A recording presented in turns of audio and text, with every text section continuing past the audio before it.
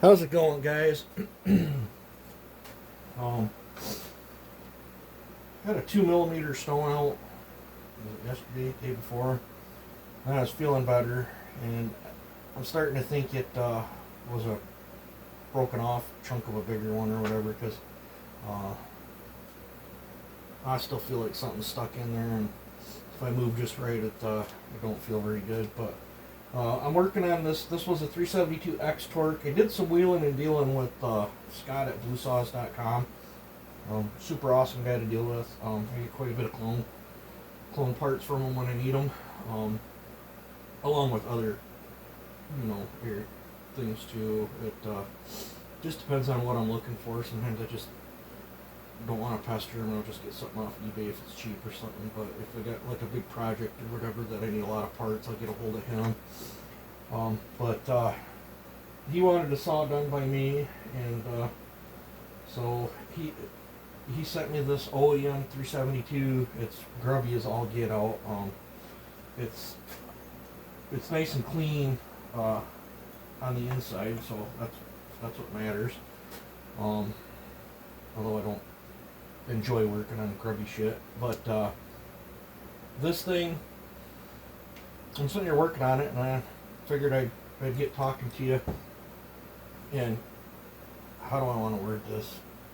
This is how I do things. I'm not saying it's the right way. I know there's a lot of ways to skin a cat, but I've slacked back off on posting on Facebook again. There's just too many idiots out there. At least on this platform, if you're an idiot, I can throw you off the channel if you want to be a dingle dork in the comment section. I'm just not going to put up with it. I've had I'm like right up to the brim of stupidity, and every day the world seems stupider. Now that I'm creeping up in age, I always wondered when I was a young punk kid why old people were always so grumpy. Now they're tired of dealing with stupidity. I'm starting to feel that. But let's talk about airflow. There's things I do to a 372, and you'll hear the word knife edging. You'll lose power if you knife edge. Well, what I do is not knife edging. Knife edging, especially if you bring it to a real sharp point and you got two blunt angles, especially if they're curved, you'll actually ramp your charge off to the side, and you'll lose volume. What I do, I call it a gentle roll. Is this thing gonna focus? That is not a knife edge. I don't know.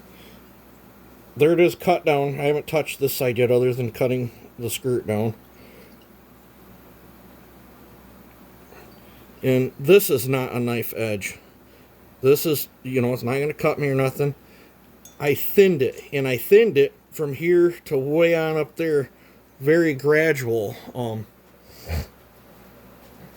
I could keep my charge closer to the wall.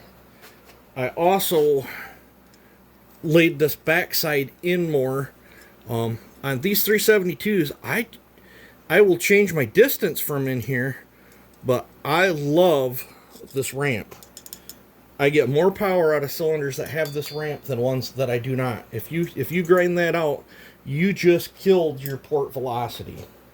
When that comes up and is forced to turn around there, it speeds your entrance port velocity up tremendously. If you waller these out, you're hurting yourself. I've tested it on dynos. I've tested it in speed cuts. Unless you're trying to target a specific RPM range, and it's pretty narrow. I don't do that. This is for a very broad-banded, strong saw all the way around with a lot of good torque. And I'm trying to take this, picture it going down the road. I don't want charge to try to go up this way. I'm trying to direct the charge where it's easily more easily available. Those that say this and that being blunt like that flow more, I just don't see it. I have played with air tunnels or whatever you want to call them, wind tunnels. I have dabbled and doodled in that in my youth. You know, I've seen the direct effects of what proper shaped ports and stuff can do for airflow. And just like I'm not done with this exhaust yet, I widened this exhaust just enough to match this. That's it. I put this on there, put 2 bolts in it, scribed around it. That's all I take these on. I have went out, clear out to here, and I've tried straightening this out, and I've lost power. I get the most power with that size port right there. I like a nice transition. I want this to stay the way it is until it reaches inside the muffler, and then I want it to expand and have the least amount of resistance as possible. But for those that think, I mean, you guys can see, I mean, just use your head. What one's gonna flow more to you? The guys that don't do this, I think they're leaving a lot on the table. Picture going down the road, and here's your surface and the wind's hitting it. If you know, do a nice gentle, not a knife edge, but a nice gentle thing, that's going to go through the wind so much easier. You're going to get more up your ports. The saw is going to be more efficient. It's going to make more power. It's just a win all the way around. I got to jump over and do everything I did to this side, and then I got to do the intake port, and then do my lung. I got to polish it, and then I got to clean up in here. There's still just a little bit of, this was a used cylinder that he sent me. It had a little bit of transfer in it, one streak of it. I got it all out through here. It's looking, there's still just a little. It's not catching a screwdriver, but I'll fix it, don't worry. Another thing that kind of concerns me, this is a B cylinder, he's got an A piston. I don't currently have another B piston sitting around. There's A, B, there's A, B, there's AB, and then there's C. And they're slightly different sizes. I believe this will be on the loose side. So once I get all done cleaning up on this, I'll check it out, and if it's too loose for my liking, it won't go together. We'll do something different.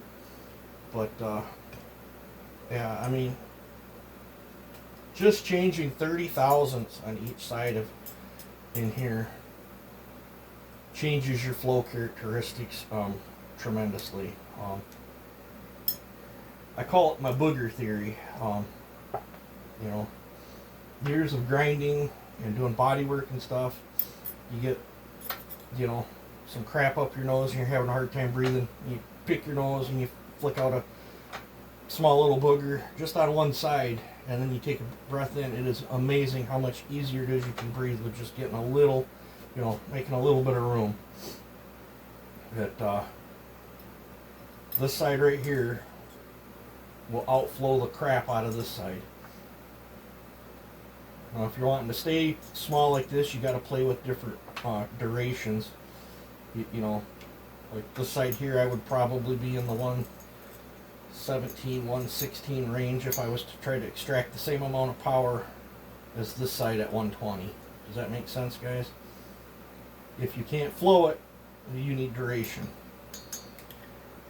So, yeah.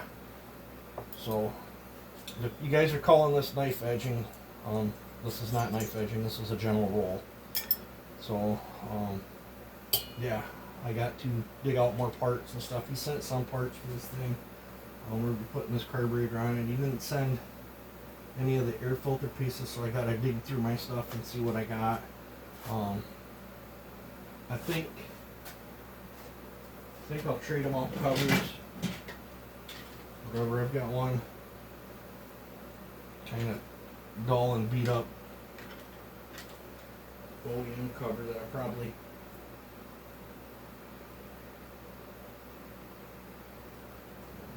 won't ever get around to using those. But, I don't know. What was I thinking? If I throw those X-Torque covers on, I'm going to sit way above the cylinder. But this piece is usable. This handlebar will sit a little higher. But, yeah. I don't know. Sometimes I'll run an X-Torque handlebar on and chain brake flag on old style ones if I'm using it for like a winter saw and I got big thick gloves on because it gives you a little bit more room. But yeah, so I'm gonna continue. So we got to duplicate this side, so I'm almost done with the port work on this thing, and then I can start putting this thing together tonight. Hopefully, at least get the top end glued on is what I want. I'm gonna have to open a door and bleed some heat off. The stove is starting to roast me out. But yeah, so I don't know. That's just things I do. I'm doing nothing crazy on this. This is gonna be a, cut 45 out of the band. It's 100. It'll be 120 where the intake lands after machine work. Just like so many other 372s I've done, it's a really good combo. It'll make you anywhere between 8, 8.5. I've had them as much as 8.7. If the piston's a little on the loosey-goosey side, she might even make a little more loose as fast when it comes to racing, but I'm not building this as a race saw. I'm just trying to build him a really stellar running 372 that he can have fun with. And I want to knock it out of the park because I plan on doing future things with him. So, yeah. Oh, another note. That 395 I did a couple months ago, I really liked how that thing ran. The guy loved it. It's probably a long shot, but he left his tailgate down and went down the road and lost his 395. So somewhere out there is a brand new 2-month-old Briscoe built 395 that somebody's probably already picked up off the side of the road or something. It's got the muffler mod and my sticker on it. If someone does come across it, he lost it somewhere, from what I'm understanding, somewhere like between Battle Creek and Hastings, out there by M66 somewhere, I guess. But he's not exactly sure where it fell off. They backtracked their whole way and couldn't find it. But so if anybody sees a one for sale, because locally here, that's the only one out there. I've got another 395 in Ohio. That's got a different muffler mod.